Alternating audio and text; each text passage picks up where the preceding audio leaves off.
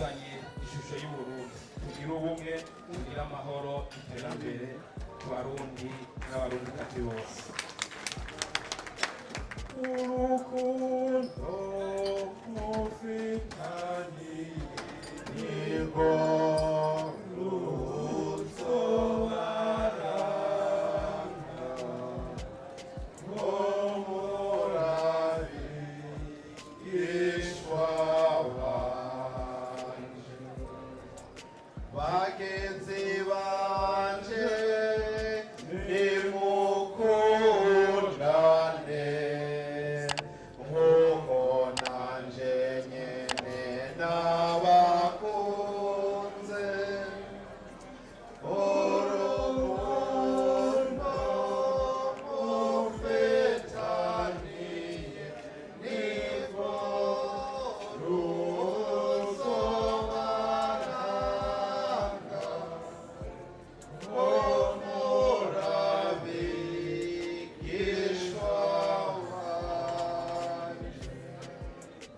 amazina yanje ipatiri Audace Niyibigira wo mu muryango w'abamisiyoneri wa Afurika kera bitwa abaperebla abandangurira ubutumwa mu gihugu cya Uganda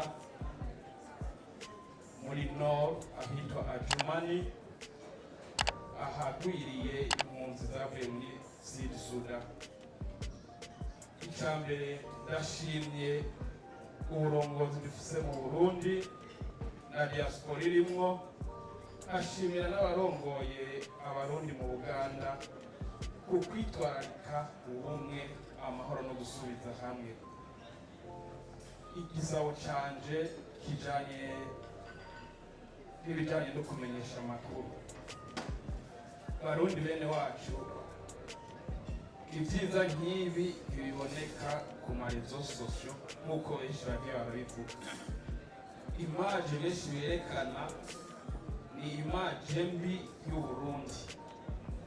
Abaza ngo baje n'ingenzi nk'abaturiste nkunze kuraba amafoto berekana, amavideo berekana ahatagura icyafu gusa nk'uko umengo mu bindi bihugu ntahahari, ariko hariho Abarundi bari ngaha ibyabona.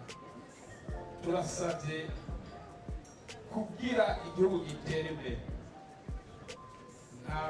ntawutinya ko hanyina ngo agwaye amahere, kandi agahuzu gacafuye kamesurirwa mu kigo.